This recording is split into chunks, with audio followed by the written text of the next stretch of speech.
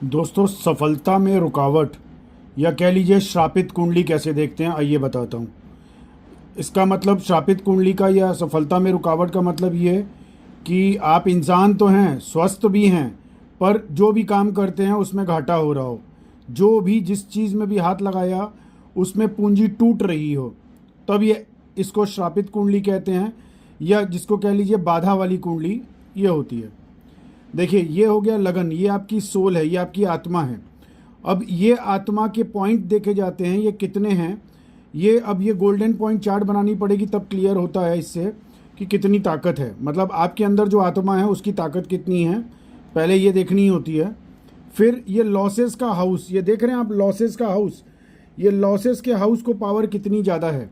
अगर लॉसेस का हाउस ज़्यादा पावरफुल है और सोल का प्लैनेट वीक है और इसकी युति बन रही है, जैसे ये देख रहे हैं इस कुंडली में शनि, तो ये अगर इस तरीके से लॉसेस के हाउस को पावर ज़्यादा हो और वो इस तरह से दूषित भी हो, तो ये मान के चलिए कि आपकी कुंडली बाधित है या श्रापित है, या फिर कह लीजिए हर काम में रुकावट आएगी।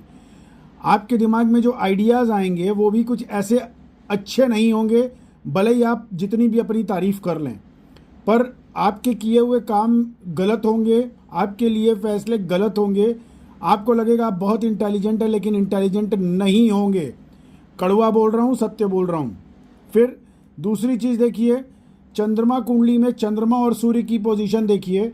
अगर कुंडली में चंद्रमा राहु केतु से दूषित है, ठीक है, और लग्नेश भी वीक है, तो स्थिति और भयावह हो जाती है। कुंडली में लग्नेश, चंद्रमा और सूर्य, ये तीन चीज़ देखी जाती है सबसे पहले, कि अगर इन तीनों में ताकत है, ये तीनों बाधित नहीं है, दूषित नहीं है, ये डिस्प्यूट्स हाउस से टच में नहीं है, लॉसेस हाउस से टच में नहीं है, तो अगर टच में हैं तो ये समझ लीजिए इसको बाधित कुंडली कहते हैं, इसको श्रापित कुंडली कहते हैं, और हर काम में रुकावट आएगी।